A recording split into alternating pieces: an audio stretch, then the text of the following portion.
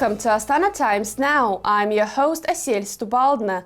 In the special broadcast, we will look at Kazakhstan's June 9 presidential election and the landslide victory of incumbent President Kassym-Jomart Tokayev, who earned more than 70% of the vote. Let's get started.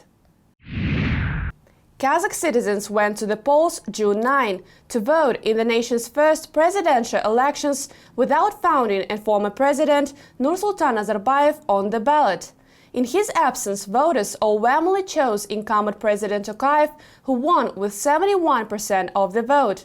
The Central Election Commission reported the voter turnout was 77.5%.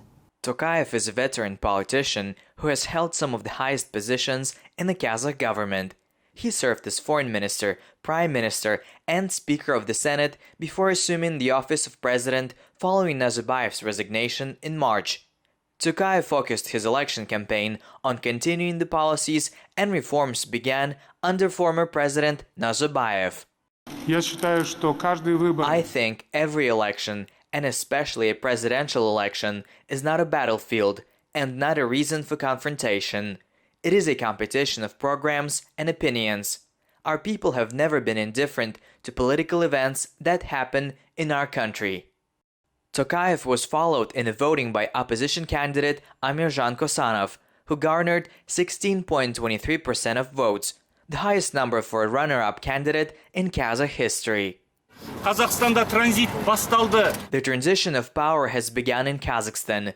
There are different opinions around us. Some say that the transition didn't start, some say it only starts now. But I am saying that the transition has formally started. President Nazarbayev stepped down and the next president took the office. I think this is the natural process.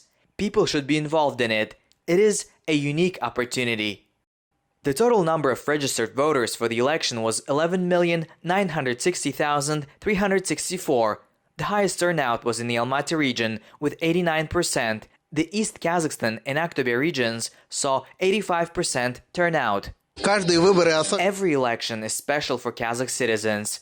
That way we choose the direction of the development of the country. And it is an opportunity to affirm our civil position and civil right, and to cast our vote and support the candidate who, in our opinion, deserves to be president, to lead internal and external policies, to lead the country and set developmental goals and prospects. Kazakhstan's first female candidate, Dania Espaeva, received 5.05% of the vote and finished third. Tolyutai Rahimbekov earned 3.04%, Amangelit Aspikov 1.98%, Zhambul Akhmetbekov 1.82%, and Sadibek Tugel less than 1%. It is a big responsibility for me because women put high hopes in my candidacy and they considered it a breakthrough in Kazakh politics. And I tried in this short month to cover all regions of Kazakhstan considering the vast geography of our country, and I'm happy with the work we have done. Kazakh citizens voted in 9,968 polling stations across Kazakhstan and 65 polling stations in Kazakh diplomatic missions abroad. The international community closely observed the election process, and approximately 1,000 international observers monitored the election in Kazakhstan. Among the observers were representatives of the Organization for Security and Cooperation in Europe mission. We're very much focused on the election law here in Kazakhstan to see whether that law is being followed. We also see who else is observing apart from us. There are party representatives, candidates representatives, civil society and other international observers. It takes us maybe minimum of 40 minutes at every polling station to go through all the questions and try and see what is happening without, of course, in any way interfering with the process.